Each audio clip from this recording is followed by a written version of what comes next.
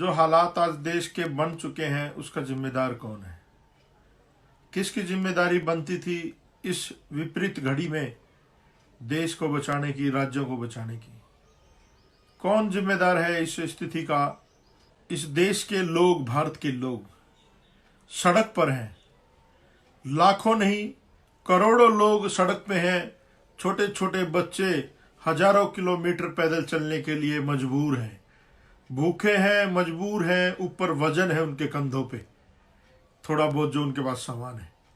इसका जिम्मेदार अगर मैं कहूं तो देश की सरकार है, केंद्र की सरकार है और राज्यों की सरकार है। साथियों, जिस देश का प्रधानमंत्री ऐसे शब्दों का इस्तेमाल करे, जिसने कहा था, आपको याद होगा, कि जो आतंकी हैं, जो दहशतगर्द हैं, उनके कपड़ों से उनकी पहचान हो जाती है। मैं आज देश के प्रधानमंत्री से अपील करना चाहता हूं कि मोदी जी, ये जो लोग सड़क पे हैं, क्या इनके कपड़ों से आपको पहचान हो रही है? क्या ये हिंदू हैं या भारतीय हैं, या ये सारे लोग आपको लगता है कि विदेशों से आए हुए मुसलमान हैं? और आज जिन लोगों के ऊपर ये कटाक्ष किया गया था, जिन लोगों के लिए कहा गया था कि इनकी पोशाक से पहचाना जा सकता है, आज मैं सल्यूट करता हूं उन मुसलमान भाइयों को। आज वो मानवता के लिए, इस देश के नागरिकों के लिए, इस भारत के नागरिकों के लिए आज वो लोग सहायता पहुंचाने में लगे हुए हैं।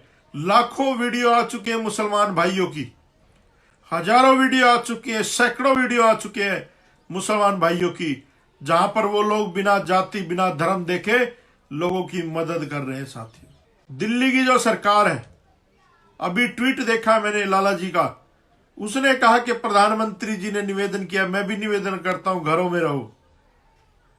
अरे लाला जी, आपने बिजली ऑफ और पानी माफ, और इस मौके पे दिल्ली की जनता ही साफ कर दी। जिन लोगों ने, पूर्वांचल के लोगों ने, बिहार के लोगों ने, उत्तर प्रदेश के लोगों ने, हरियाणा के लोगों ने, उड़ीसा, मध्य प्रदेश, पूरे देश के लोग राजधानी में बसते थे, जो मजदूर तबका था, जिसने आपको तीसरी बार मुख्यमंत्री बनाया, क्या आपको जरा भी अंदेशा नहीं था कि दिल्ली के हालात क्या होने वाले हैं?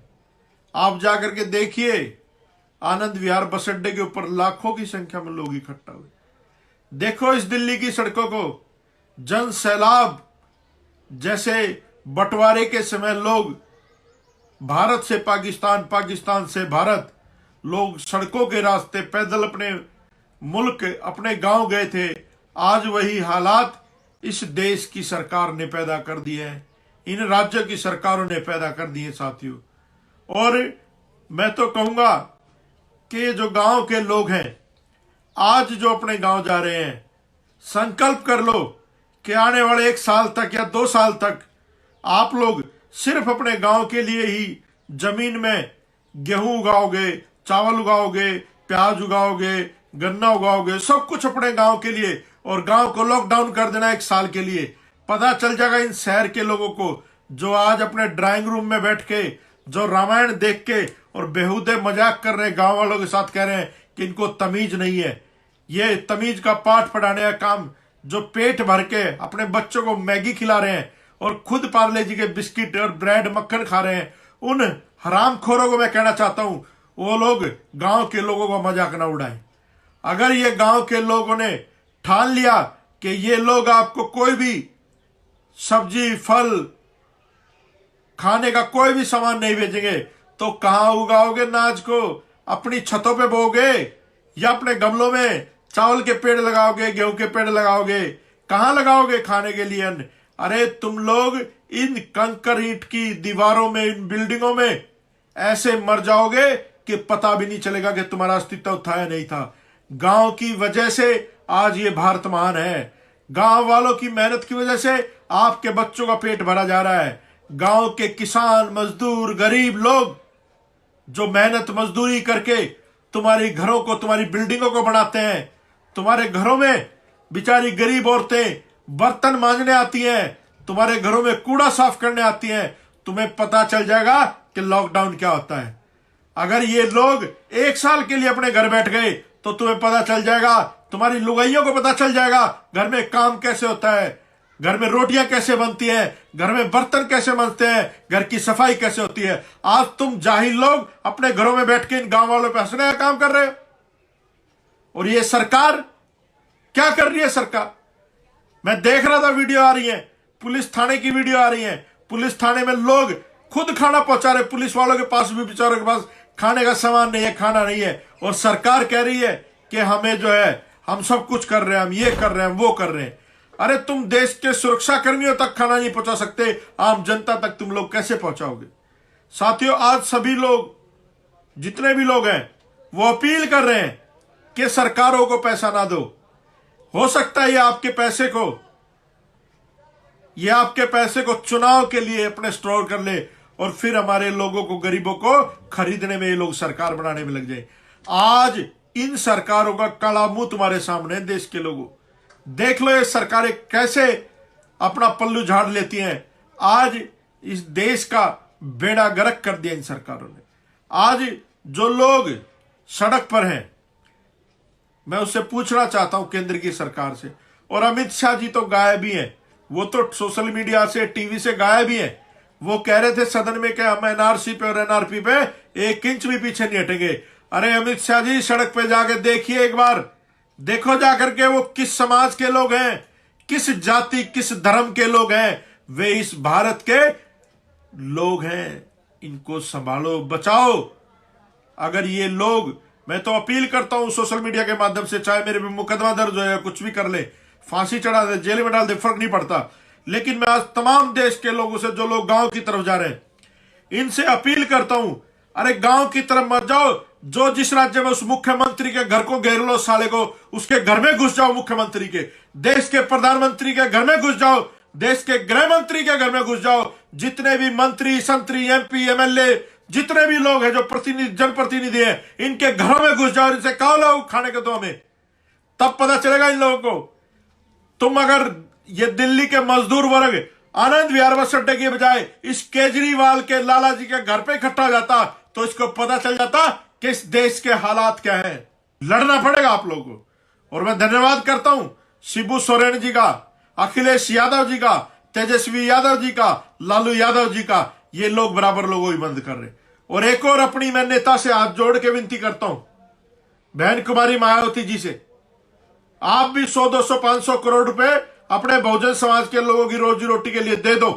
और हर विधानसभा लेवल पे, हर विधानसभा अध्यक्ष को आदेश कर दो कि कोई भी व्यक्ति बहुजन समाज का या भूखा गरीब व्यक्ति, कोई भी जो है ना, भूखा नहीं सोना चाहिए। किसी भी आदमी की कोई भी जरूरत हो, वो बहुजन समाज पार्टी के लोग आज मदद करें। हम गारंटी देते हैं और हम लोग सीना ठोक के कहते हैं कि बहन जी, 2022 में उत्तर प्रदेश, पूरे देश के बहुजन समाज के लोग आएंगे और आपको एक तरफा मुख्यमंत्री बनाने का काम करेंगे, और उसके बाद प्रधानमंत्री भी बनाएंगे, क्योंकि हमें भरोसा है कि आपकी सरकार में हमारे लोग सुरक्षित रहते हैं। आज मैं पूरे बहुजन समाज के लोगों से भी अपील करता हूं कि बाबा साहब अम्बेडकर की जयंती ना मना के इन गरीब लोगों की मदद करो। जितना पैसा आप लोग लगाते हो, सारा का सारा पैसा आज इन गरीब लोगों की मदद में लगाओ। और मेरे वाल्मीकि जाति के लोग वाल्मीकि जयंती पे हजारों करोड़ों रुपए लगाते हैं लोग, उनसे भी निवेदन करता हूं कि आने वाले 5 साल तक चाहे वाल्मीकि जयंती मत मनाना, लेकिन आज इस, जैसे हमारा समाज सफाई व्यवस्था में इस देश के साथ खड़ा है, आज जो लोग सफाई व्यवस्था में नहीं है हमारे, वो लोग खड़े हो जाएं, भंडारे चलाएं गुरु महाराज वाल्मीकि भगवान के नाम पे, रविदास महाराज के नाम पे, कबीर साहब के नाम पे, संत महापुरुषों के नाम पे, रैबरों के नाम पे आज भंडारे खोल दो। इस समाज को बचा लो। ये समाज, ये देश हमारा है। आज खून के आंसू रो रहा दिल मेरे लोगों के हालात देख करके। इस देश में मेरा आदमी मरने के लिए परेशान है, और इस देश की सरकार को कोई चिंता नहीं, कोई चिंता नहीं इस देश की हुक्मरानों को। सारे हुक्मरान आज अपनी मौज मस्ती में रामायण दिखा रहे। कमाल की बात है भाई। अरे तुम्हारा राम कहां चला गया? कहो राम को कोरोना खत्म करेगा, कहो कृष्ण को कोरोना खत्म करेगा, कहो हनुमान को कोरोना खत्म करेगा, कहो शेरावाली को कोरोना खत्म करेगा, कहो शिव शंकर को कोरोना खत्म करेगा। सारे दरवाजे बंद, सारे भगवान गायब, सब भगवान सरकार की तरह हो गए। भगवानों को कोरोना लग जाएगा, भाग जाओ, छुप जाओ। अरे यार, क्यों मूर्ख बना रहे हो इस देश को? सदियों से मूर्ख बना रहे हो। ये जो दरवाजे थे मंदिरों के, ये आज कहा जा रहा है कि लोगों की भलाई के लिए बंद किए जा रहे। तो किस लिए खुले थे पहले? क्या लोगों को बर्बाद करने के लिए? आज समझने की जरूरत है, ये जो मंदिर का धंधा है ये व्यापार है ब्राह्मण का, और इन मंदिरों में जाना बंद कर दो और घर में बैठ के संविधान पढ़ो, अपने हक और अधिकारों के लिए लड़ो और आज बाबा साहब के साथ खड़े हो जाओ। बाबा साहब ने कहा था ना कि हम भारत के लोग, आज इस कोरोना बीमारी ने सब भारत के लोग बना दिए। तो आज इस देश के लोगों के साथ खड़े होने की जरूरत है। मैं देख रहा हूं शंभू भाई को बराबर लगातार, वो रात को 2-2 बजे आकर के लोगों को संबोधित कर रहे। क्या जरूरत है इन लोगों को? लेकिन ये इनको दर्द है क्योंकि ये हमारे समाज के लोग हैं। आज हमारे जितने भी यूट्यूब चैनल पर लोग हैं, सारे के सारे लोग काम कर रहे हैं। उनको पता है कि उनका समाज सड़क पे है, उनका समाज परेशानी में है, उनका समाज दुखी है। आज सड़क पे काम करने की जरूरत है। साथियों थोड़ा सा भावुक हो जाता हूं, उसके लिए मैं आप लोगों से एक अपील करना चाहता हूं और देश के प्रधानमंत्री, देश के गृह मंत्री, देश की सभी सरकारों से अपील करना चाहता हूं कि ये जो कोरोना वायरस है ना, ये जाति धर्म और बीमारी देख के नहीं आएगा। इसकी चपेट से आप लोग भी नहीं बचने वाले। तो आप लोगों से निवेदन है, सरकार समय रहते सही उपाय करे, सही लोगों को सोचने का समय दे, उनको कहे कि आप इस तरह से काम कीजिए। मैं गारंटी देता हूं इस केजरीवाल ने तो कुछ करा चाहे ना करा, केजरीवाल की नाकामी तो दिल्ली के लोगों को दिख रही है।